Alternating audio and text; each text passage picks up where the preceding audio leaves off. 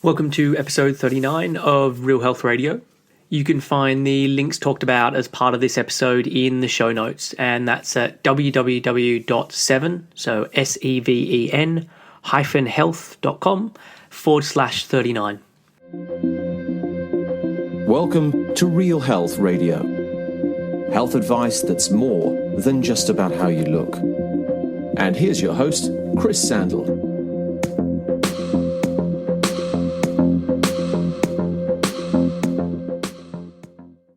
Hey everyone, and welcome to another episode of Real Health Radio.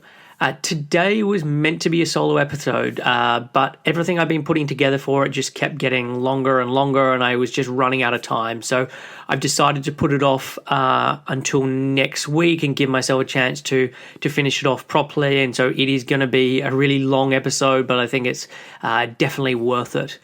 And so that means today's show is another one where it's a guest, and this week's guest is Jamie Mendell.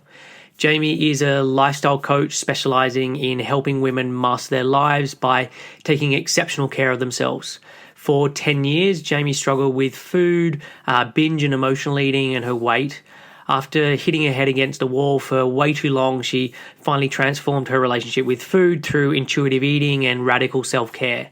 She continues to use her own life as a test kitchen for discovering what it means to live a happy, fulfilled life, and has coached thousands of women in their own journey. She believes every woman deserves to feel at home with herself, mentally free and joyfully and deeply joyful. And I first became aware of Jamie's work last year as she was one of the guest lecturers in Isabel Fox and Duke's Stop Fighting Food program. She gave a fantastic talk on intuitive eating, and so I started following her work then. She just recently got back from a 2-month-long traveling stint around Southeast Asia. So once I knew she was back, I started chatting with her and asked her to come on the show.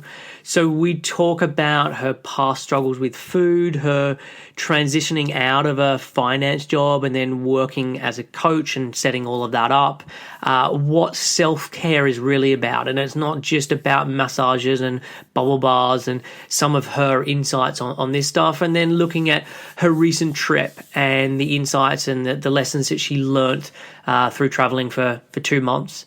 And I had a really fun chat with Jamie, and it was, I really think she's such a great resource. So without further ado, here is my conversation with Jamie Mendell. Hey Jamie, welcome to the show. It's a pleasure to have you joining me. Thanks, I'm excited to be here. Awesome. So look, to start off with, for anyone who doesn't know who you are, do you want to explain a bit about your backstory and how you got into the place you're at now? Because I know like your first career was not as a coach. Right. Yeah.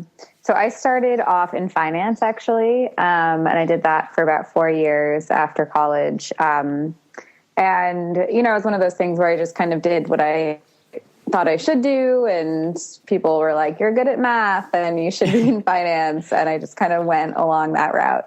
Yeah. And then, you know, it was good. It wasn't horrible. But I just knew that it wasn't really what I was passionate about and I really wanted to be doing. And then I actually started a food blog just as a New Year's resolution one year. I really loved food photography and I wanted to start cooking more for myself. And so I made the resolution to cook a recipe every week. And I also had been following blogs and I was kind of like into the whole blogging thing. Sure. And what year was this? Do you remember the year? Yeah, this was, must have been maybe 2011, I want to say. Okay. Yeah, I think that's what it was. And then, yeah, so I had this food blog. I was posting a recipe every week. And I kept it really basic. On the side, I was really struggling with my relationship with food. But I didn't really, and kind of working through that, but I didn't really feel comfortable sharing that. But eventually, as I started becoming more comfortable blogging and created kind of a following, a little bit of a following, I started talking a little bit more about my philosophy around food and some of the things that I struggled with and kind of where I had gotten to. Yeah. Because it was sort of at this time that things were kind of clicking for me. And then the more I shared my story, I realized there were just so many people that needed to hear it and were struggling with the same thing. And I kept it so secret and private because I had so much shame around everything that was going on with my relationship with food. And so it kind of, it was scary for me to start sharing it, but I was just so motivated to keep going because of the impact that it was having. And all these other women that just really needed to hear it in order for them to kind of, have someone to relate to and someone to hear their story as well. Yeah. So, and then I went to a nutrition school, became a holistic health coach on the side. Again, wasn't sure if I did that in 2010, actually. So that was even before the blog, and wasn't really sure what I wanted to do with that. I didn't feel comfortable coaching at that point because I was still going through my own stuff. But then everything sort of came together. And then in 2012, I left my finance job and started my business. So I've been coaching for about 4 years, and I do one-on-one coaching. I do group programs. I do live events. And I really work with women on their relationship with food and really going from a place of being, dieting and being obsessed and constantly thinking about food and counting calories and, just the mental stress of having all of that in their life to more of an intuitive eating approach and listening to their bodies and letting a lot of the rules go and feeling more relaxed and free around food. And of course, wrapped up in that is so much stuff around the way that they see themselves and their body image and their confidence and everything. Like, from coaching people, there's everything in their life is so related. Yeah. And their relationship with food is just one kind of gateway that we can use to understand so much of the bigger picture of what's going on in their life. So I rebranded my business actually last year into self-care, like what I kind of call holistic self-care, because I realized that was at the core of helping women with their relationship with food. It was really about all forms of taking care of themselves. So I break it down into mental self-care, emotional, physical, and soulful or spiritual self-care. And through working with them on all these areas, that's really how they heal their relationship with food. So that's kind of been my personal evolution and also my business evolution. Awesome. I mean, a lot of what you say there is how I work with clients as well. And there's certain things that you've touched on that I want to go through. So first is, like, the way that I discovered you was actually through Isabel Foxen Duke's Stop Fighting Food program, where you'd given a guest lecture on intuitive eating. And I really loved the lecture. I thought it was fantastic. And it went on for probably like 30 or 40 minutes, so we don't have time to cover it all here. But I would love you to be able to share like your thoughts on intuitive eating and like what it means to you and how people can be starting to employ it, and maybe then some of the misunderstandings or some of the shortfalls around intuitive eating. Yeah. So intuitive eating is at a really basic level, it's really kind of getting back to how you were when you were a kid. That's really how I like to describe it to people. Before we knew any differently, before anyone told us what we should or shouldn't eat, but before we were really aware of what our bodies should or shouldn't look like, we pretty much, went around and we ate when we were hungry, and we ate what we liked, and we stopped when we were full. And there wasn't any like foods that were like on pedestals or, good or bad foods. And that's just kind of our primal intuitive way of being.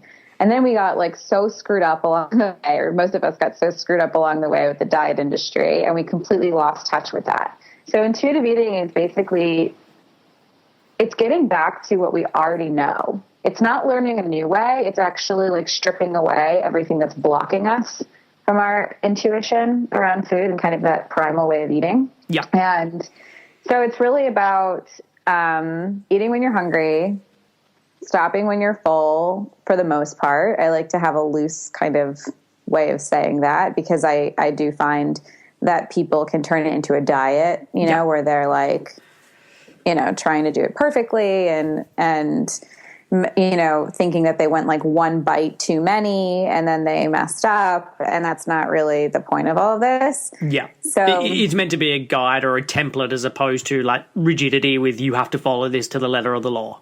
Exactly. And that's super important. So talking about, the ways people kind of think of intuitive eating, I think in the wrong ways, it's that it's not an exact science. It's not a diet. It's just a general guideline of listen to your body's hunger cues as much as you can. Yeah. But even normal eaters don't do that all the time. So yeah, and then it's also a huge part of intuitive eating is really letting yourself eat what you want to eat and allowing these foods that for so many of us, we've for decades or years not let ourselves have or have thought that they've been like bad foods or the wrong foods to eat. We've built them up with so much value and they're like these special foods on this pedestal, and we can't have a normal relationship with food when there are certain foods that we feel like if they were in front of us that we would just eat the entire thing. We can't have a normal relationship with food when we have food on pedestals. So that's a huge part of the process, is really breaking that down and getting food to just be food and really learning what works for you and having your own guidelines around what foods you like, what foods work well for your body, instead of these external guidelines telling you what you should and shouldn't be eating. Yeah, and I think one of the problems I can see with intuitive eating, and I use it with all clients, is that it can create this hyper awareness around food when food, for a lot of people, needs to be drifting more into the background. So it should be seen as a set of like principles or guiding thoughts or ideas, but they're not something that then overtakes someone's life where every single meal has to be the exact perfect thing. And then that becomes a stress within itself.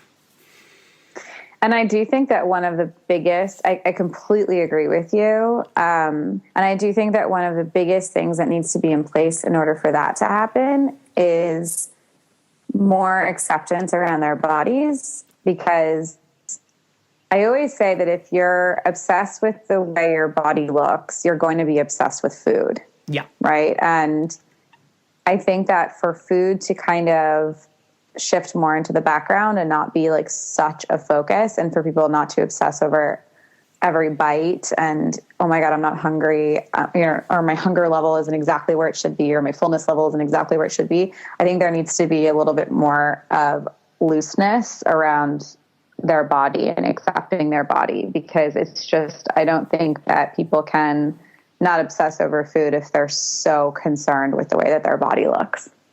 Totally, because the reason someone's obsessing over, am I hungry enough, am I full enough, is coming from a place of, if I'm then eating when I'm not, what are the repercussions? And the repercussions are always around, I'm going to put on weight, etc. So I think that's really important. Yeah. And it was one of the things I wanted to chat with you about as well. Like, intuitive eating is part of the solution. It's not the whole solution. And so much of it, as you said, is around body image or self-esteem or using food as a coping mechanism. So as someone like yourself who struggled with that stuff, I mean, how did you start to make that shift away from battling against your body, and what are some of the tools that you think others can be employing to help with that?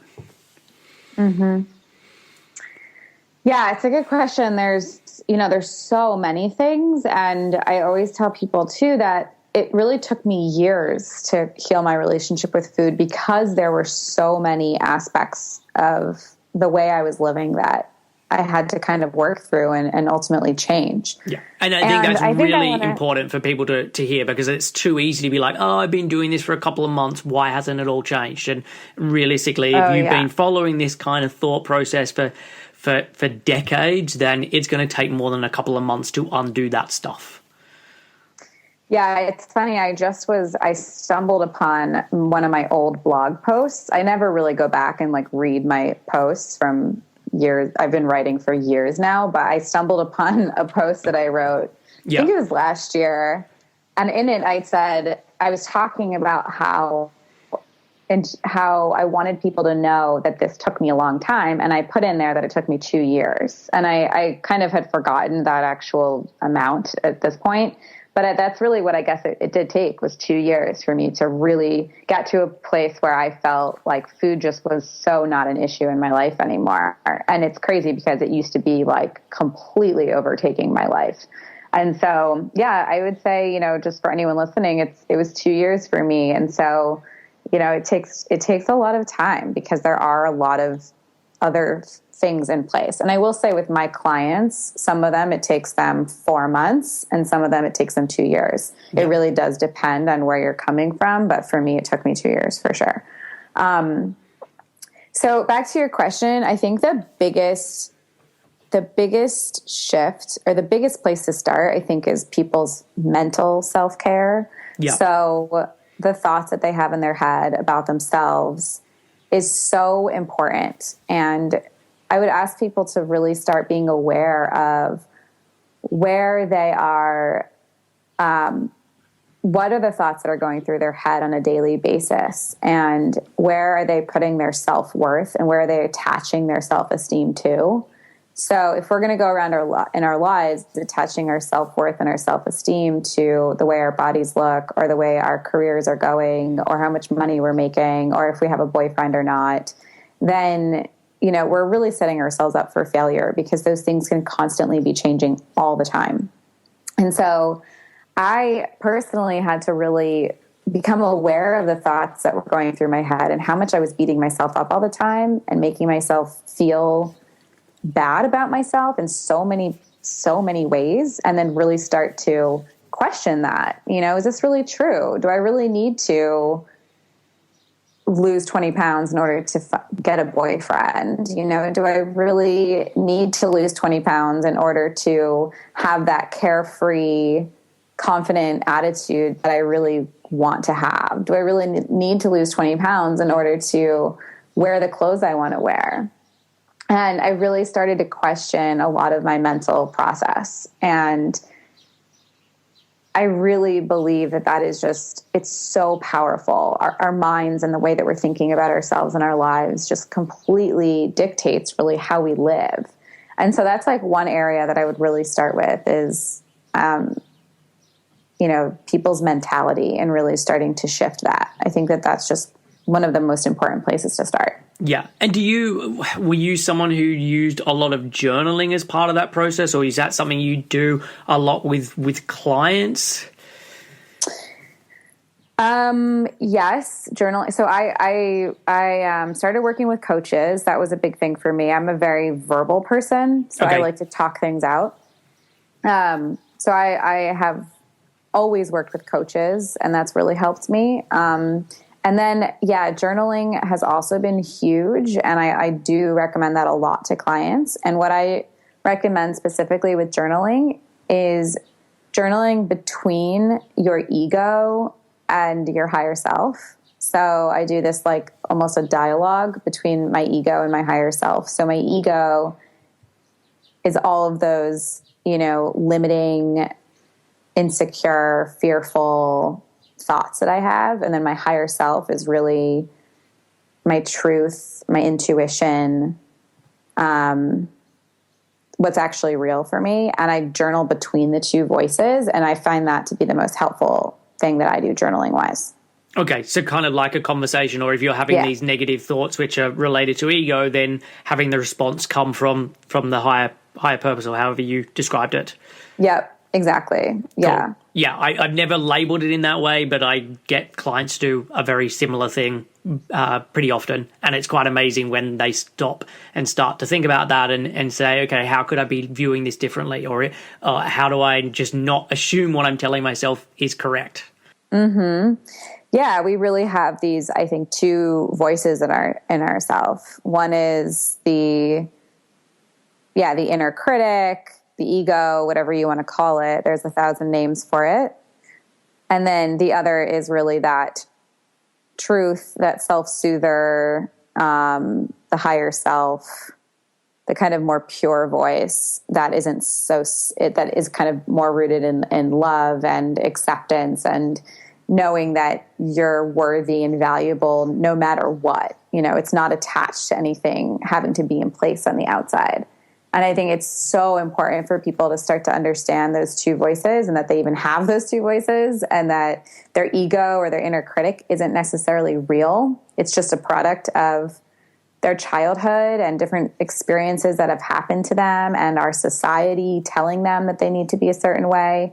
So it's so valuable, I think, for people to recognize that these ego-based inner critic thoughts are just based on fears that they've accumulated over their life. It's not actually something that they really need to buy into. And so that process of looking at them and starting to question them and break them down, I think is the most important thing for people. Okay. And I saw on your site that you've done some training in transformational coaching method. Is this the kinds of stuff that is part of that philosophy? I don't know that method at all. Mm-hmm.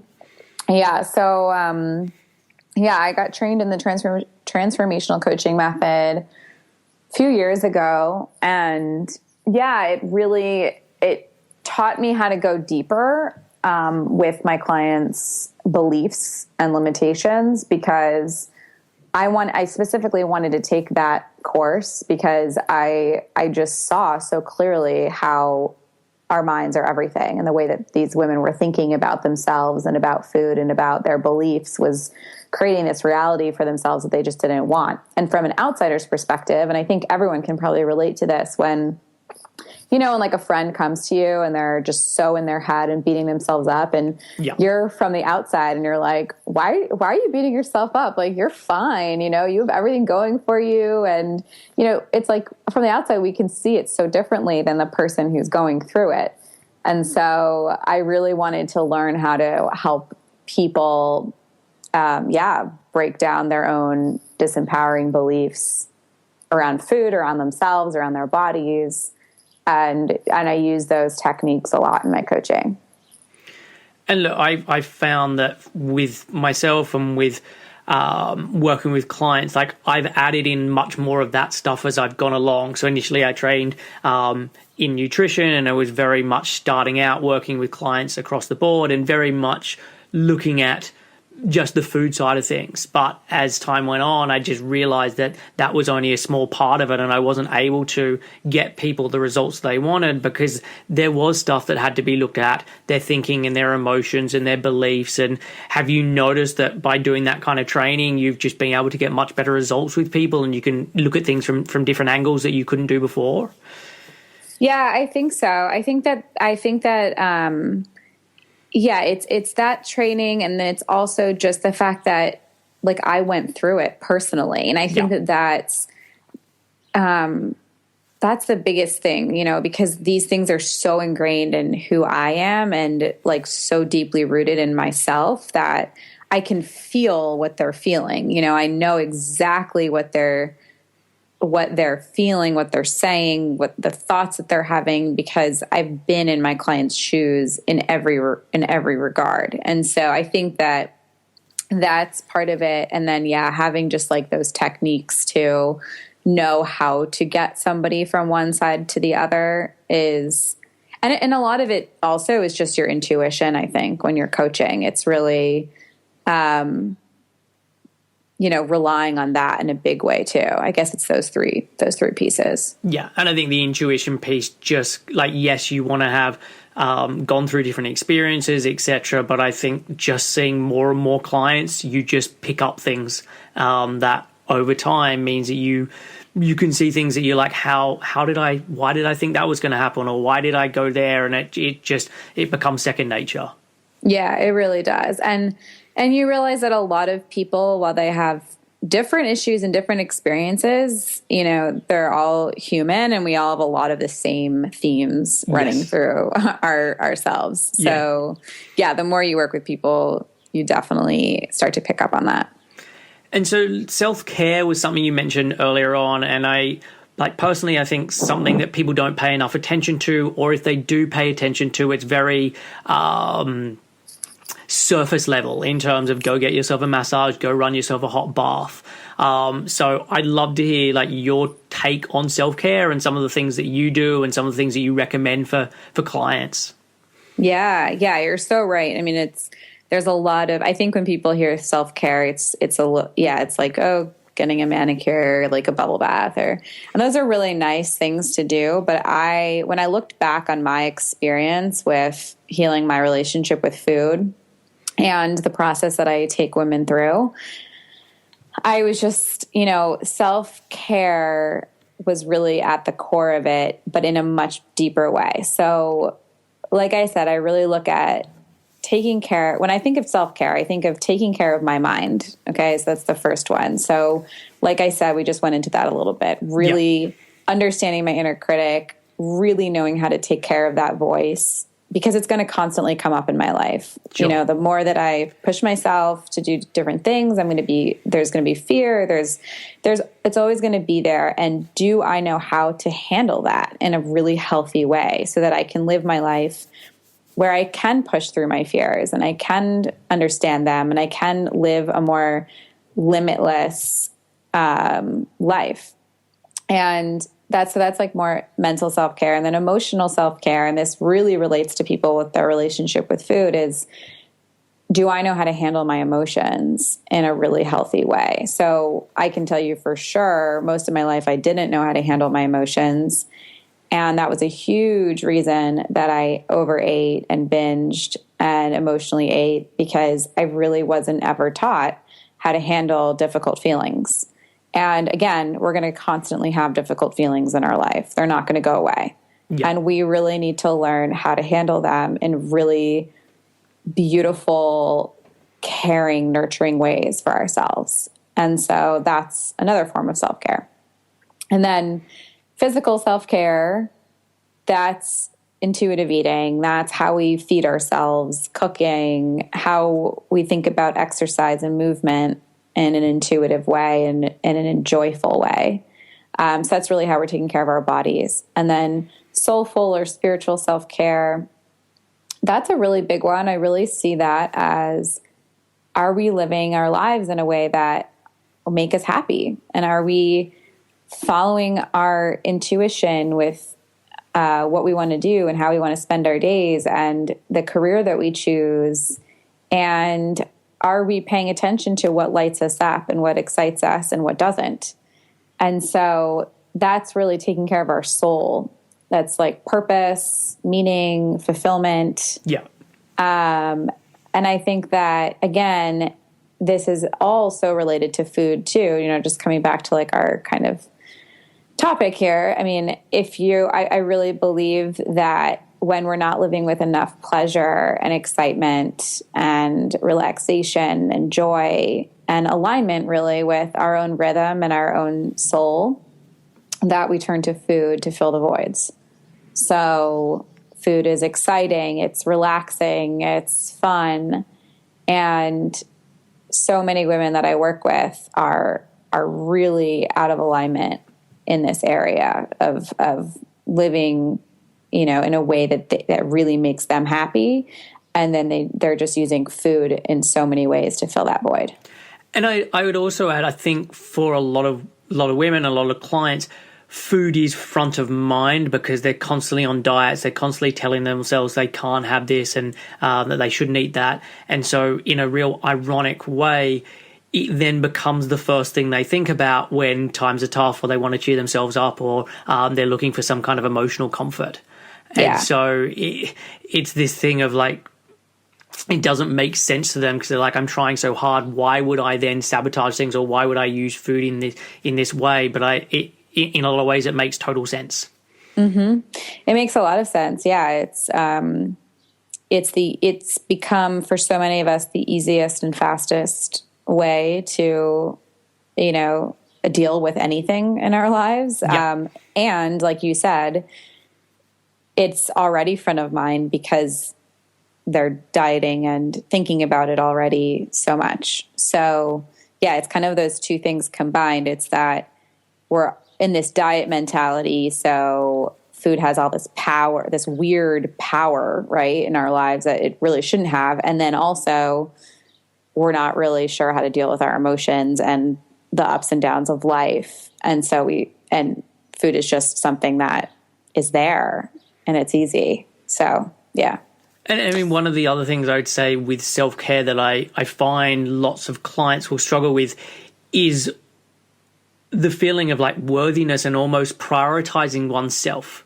And so it's like self-care happens like when things have got so bad, or at these really sporadic junctions where someone's like, oh, okay, I'll finally treat myself. But it's not something that happens on a daily basis or a weekly basis, because it's almost like people don't feel that they're worthy of it, or that they're worth prioritizing their time or putting time into that that endeavor when it is just so important. Yeah, I mean, I always tell people, and I really, like, I just believe this so much, that the most important relationship you have in your life is with yourself. Yeah, and 100%. And I don't know if I really understood the meaning of that until the last couple of years either. And I think, you hear all this stuff about love yourself and put yourself first and blah, blah, blah. Like, self-love, there's all these like words out there, but I don't know if I really understood what it looked like to really put myself first until recently. And I think it takes time, like everything, it takes time to kind of like work toward that for people. But it's a whole shift too in the way that we're kind of taught to do things. Again, it's like we're taught to take care of everybody else and put all of our energy out there and say yes to everything. And, we're so externally focused that we lose touch with ourselves and lose track of ourselves. And so it's like a gradual process of kind of coming home to ourselves and really getting into the habit of putting ourselves first and choosing ourselves first, because we're the one that's going to be there for ourselves through our whole lives. Like, we're it. That's it. It's like what we've got. And like, we have great relationships and partners and all these other things. But the one person and the one thing that's going to be there for you through every single thing, like every thought, every experience, everything is you. And no one's going to even come close to that. And so it's such an empowering thing when you really feel like you have such a relationship with yourself. And a lot of people who come to me, and a lot of people in general, I think, just don't have that. Yeah. And look, as you said, there is so much of that external focus as opposed to people genuinely understanding, like, what do I enjoy doing? What makes me happy? Why do I want the thing that I think that I want? Because it's not that thing, it's the feeling that they think that they're going to get as part of it. And so I think that's really, really important. And I was listening to a podcast that you did with Adulthood Made Easy, where you were talking about like burnout in your previous career and making that transition. And I think it's something that's really important, because I work with a lot of people who they just don't enjoy the work that they're doing, or it's like incredibly demanding hours, or they want to get out of what they're doing, but from a financial position, they may feel stuck. And so, I'd love to hear about your take on this and your story in terms of changing from that previous life and how you did transition into this new work. Yeah. So, I will say that I really hold the belief that we could do what we love and make a living. And that's a belief that I've always had since I was younger. And I kind of like refused to believe otherwise. And so that's just like a belief that I hold. And I really feel like that's true. And so for me, I just really knew, or I really felt that if there was this other thing that I really, really wanted to be doing and like I felt truly called to do it, that it would somehow work out.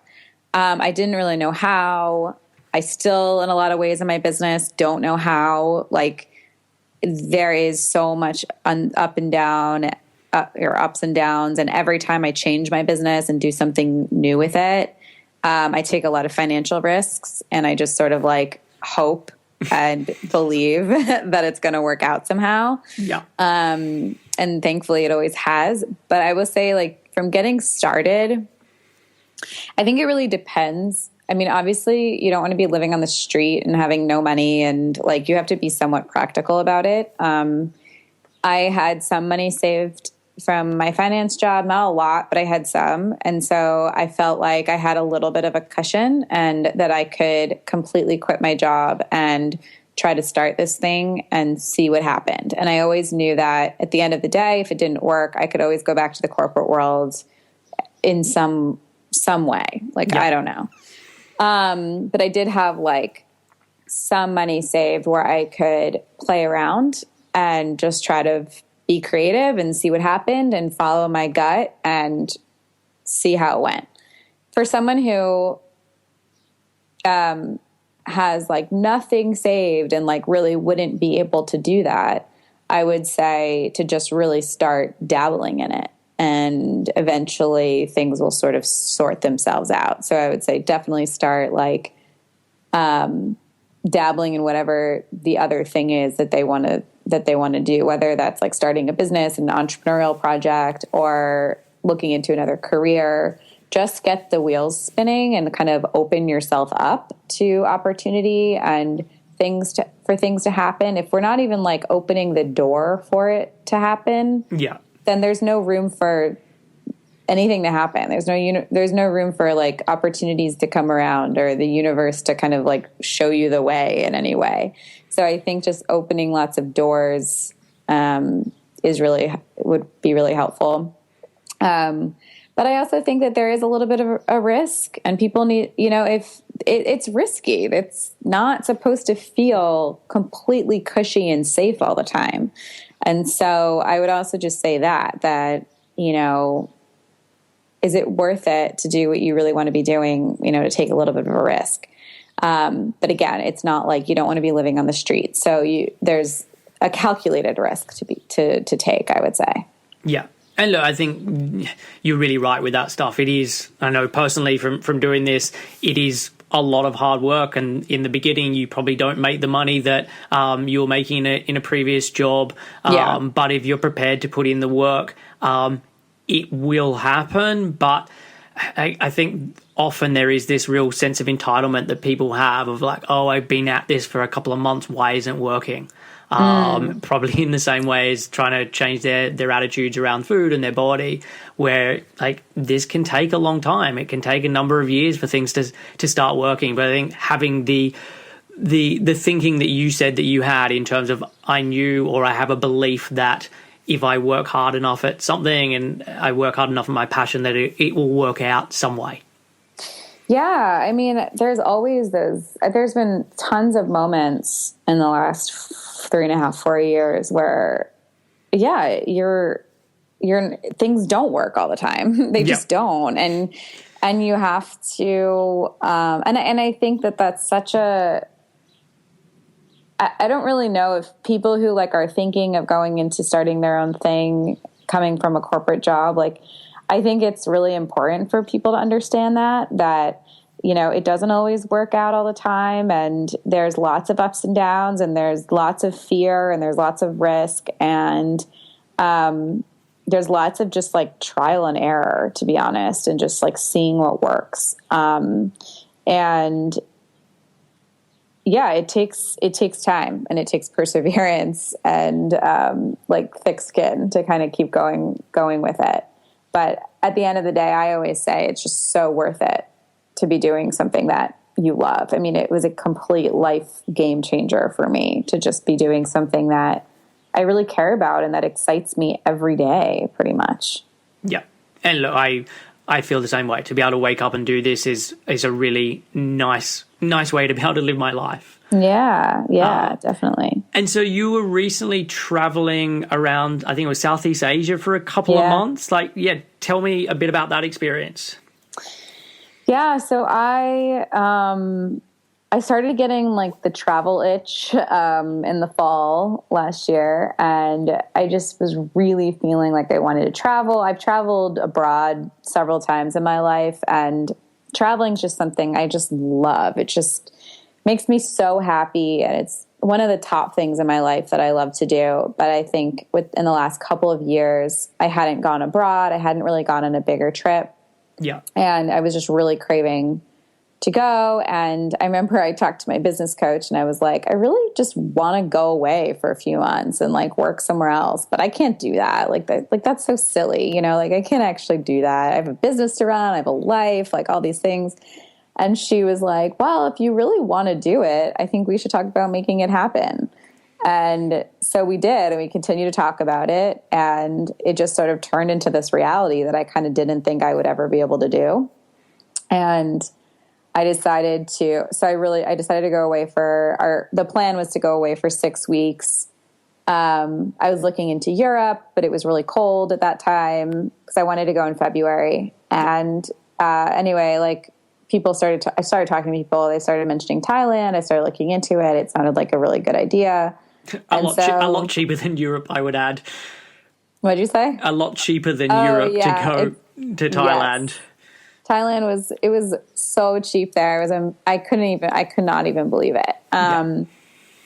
So I kind of set my business up in a way where I could take that time, and it was personally a really good time for me to go. I just didn't have any like major commitments. And so, I just went, and I had a one-way ticket. I've always wanted to have a one-way ticket. And I wanted to just give myself that freedom and that opportunity. Like if I really loved it, then I'll figure it out. Maybe I would travel for a while. I don't know.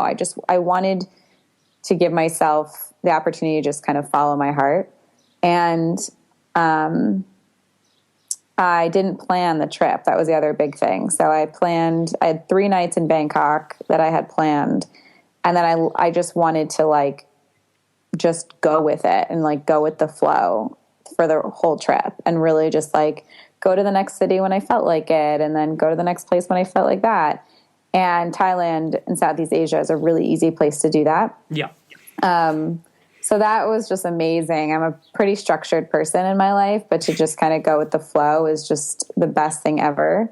I ended up tacking on a couple of weeks at the end and going to Vietnam. So I did 2 months total. And I mean, it was just amazing. And I worked like a little bit, but not really. And it was just, I mean, I still don't even have the words to like describe it. I've been back for like a month, and I'm still like, I don't even know how to talk about it. It was just like so awesome. And I think really impacted me as a person. And it was just amazing.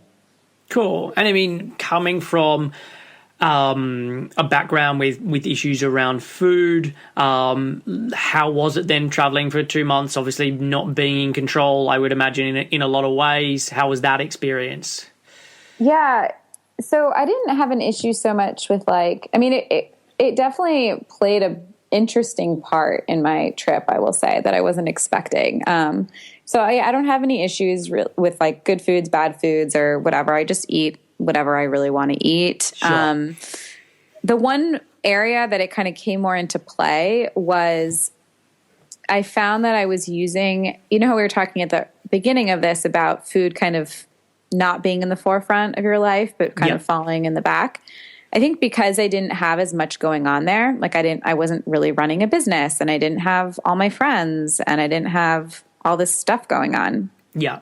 Food played a bigger role, especially when you're traveling. You want to like try I'm a huge foodie. Like I love food. And so I was like trying all these new foods and looking up restaurants. And I got a little nervous because I was like, food is such a big part of my life over here. Is this okay? And I had to kind of coach myself through that and deal with that. And I sort of got to the place where I was like, my relationship with food is going to change and can be fluid throughout my life. And there's going to be times where I have 1,000 things going on in my life and I don't even think about food. And then there's going to be times when I'm traveling through Southeast Asia and everything's about food. Like everyone's like, go to this restaurant, go to this outdoor market, go eat here. I mean, food was a huge focal point. And I just kind of let it be. I was just like, okay, this is temporary. This is the way it is. And, I also have a pretty good relationship with my body where I felt like if I gain weight, I gain weight, and that's okay. It's not like I'm binging every day. But if I gain a few pounds while I'm in Asia, that's fine. And so that's kind of, I had to like really, it was interesting. I wasn't expecting to deal with that while I was over there, but I did. Yeah. And then when I got home, food kind of fell back into its role that it had before in my New York life. But I think that's an important thing for people to also recognize, is that the role food plays in your life can change over time. And, if you're, have a boyfriend or don't have a boyfriend, so you're eating meals like alone or with someone else, those are going to be two different things. Or if you're traveling or not, or whatever your work schedule is like, or however much you have going on in your life, whatever it might be, it can play a different role at different times. Yeah. And I would also say, when you're talking about that stuff, I reflect on when I've been on holiday before, and I've been on holiday for more extended time. After a while, you're just like, I just want some plain food, or I just want the normal stuff they eat, or I just want to be able to cook myself something really simple. And I guess then at that stage, it then starts becoming the story you tell to yourself. Whereas if it's, oh my God, I'm starting to spiral into food issues again, versus, oh, it'll be fine as soon as I get home. Yeah. It's really kind of keeping it in perspective but really taking time to check in with yourself and saying, is this an issue? Am I using, is this an issue? Am I thinking about it in a healthy way? Am I, is old stuff kind of coming up, or is this just a temporary thing? And when I get home, it's going to be fine. And it really is about the story that you tell yourself and the way that you choose to think about it. I've traveled a lot myself, and there's been lots of stuff that I've learned through going overseas. I would love to hear from you. Like, were there any insights that you got from this recent trip, whether it be like food and eating type stuff, or going through to just like all areas of life and things that you've learned from the trip? Well, I'm still kind of like synthesizing what I've learned, but I think that one of the biggest takeaways so far is just like, I just don't want to worry as much as I do in my life. And I think when I was traveling, I've never in my life been so present and in the moment. And I just didn't worry.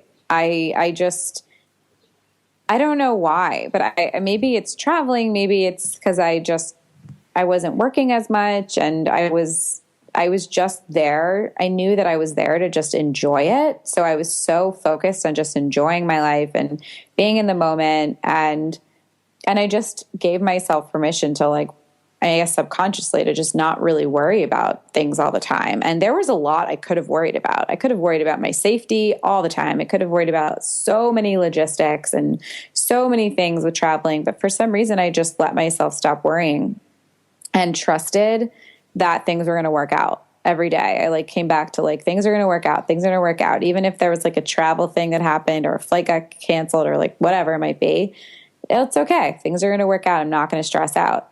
And I really took that approach during my trip. And then when I got back, it was all of a sudden there was 1,000 things to stress out about. And I got really frustrated with myself because I didn't want to be that. I didn't want that mentality anymore. I really wanted to be able to I want to be able to not worry about so many things that I unnecessarily worry about. And I think that because I experienced that for 2 months, I really know what that feels like. Yeah. And so I'm so much more determined to find out how to be that way more in my life here. Because I really feel like we worry about 90% of what we worry about is just complete waste of mental space. These things are not going to happen. And if they do, you're fine and you're going to figure it out. It's just insane. Again, getting back to our mentality and how powerful it is, right? Yeah. So I think that that's one of the biggest takeaways is just I really experienced what it was like to just be free and to just be relaxed and know that things are going to work out and be in the moment instead of worrying about everything and being in the future in my head. And so, yeah, I really want to be taking more of that into my life here. And I have noticed that I can in a lot of ways. And then I guess the other big takeaway is just, I think, how amazing it is to connect with other people. And like when you're open and you have an open attitude and an open energy, how many opportunities and cool things fall into your lap and how attractive you become to people just like talking to you and relating to you. And I think, again, in our day-to-day lives, or at least in mine in New York, it's like stress is like the antidote to being open. Yeah. Yeah. And so like the more stressed out we are and the more busy we are and, oh, I have to do this and I'm worrying about all these things. It's like your energy is just not open. But when you are open and you are more relaxed and you are in more of a trusting place, that's when like opportunity flows and connections come in and you're just like a magnet for stuff.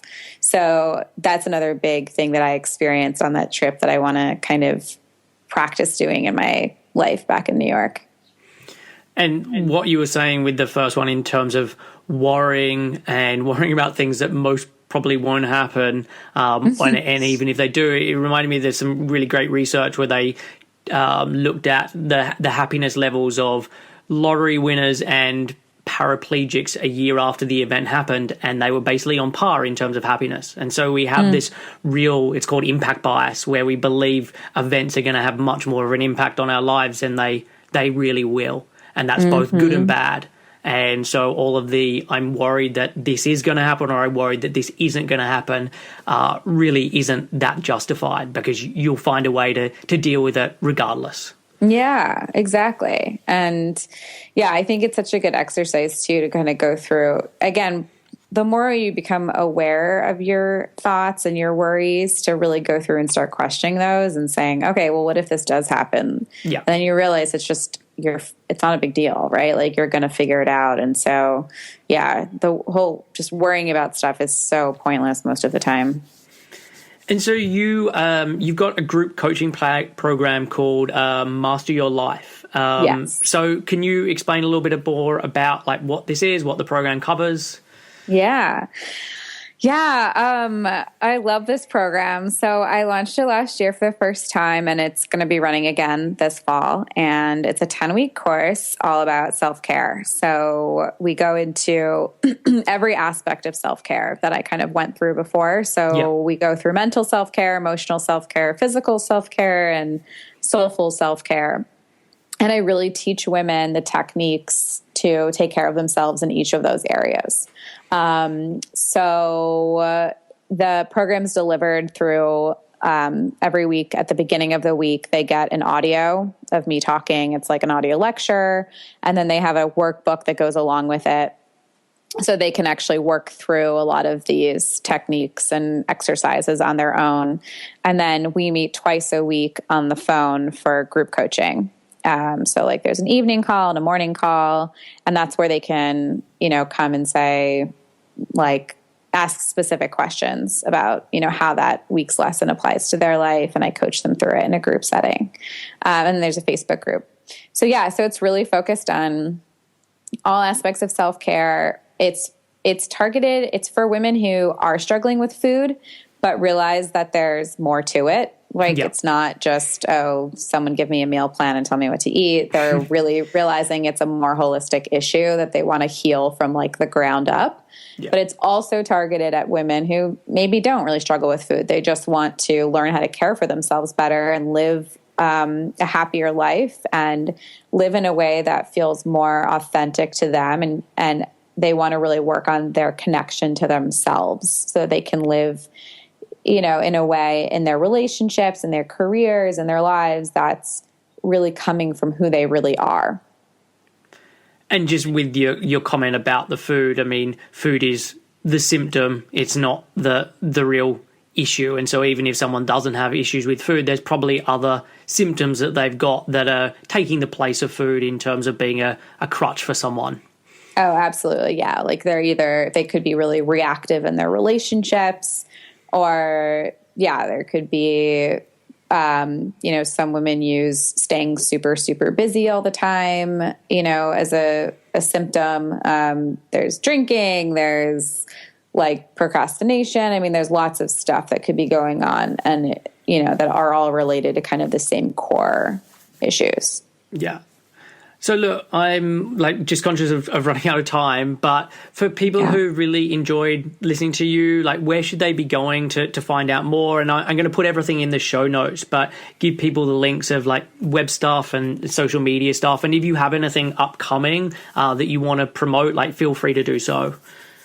Yeah. So everything's at jamiemendell.com. And then let's see, upcoming, I don't know if you have a big New York audience, but there's there's a couple of New York events that are coming up on my website. I'm doing like a dinner with a private chef, and then I'm doing an intuitive eating 4-week workshop in my apartment, actually, in New York. Okay. And then the biggest thing, though, is Master Your Life, which we just talked about. So that's launching in the fall. They can get on the list if they go to my website or they go to mylcourse.com.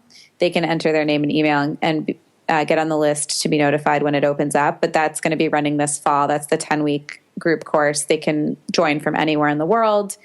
And then I also, if they just want like an intro course to intuitive eating, I have a really basic intro course that over 1,000 women have gone through called the 21-Day Intuitive Eating Challenge. And that's also on my website.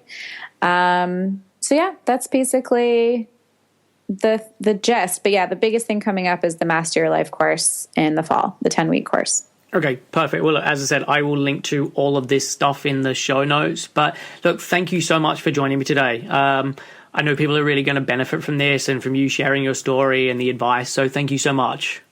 Sure. Thanks for having me. Thanks for listening to Real Health Radio. If you are interested in more details, you can find them at the 7 Health website. That's www.7health.com.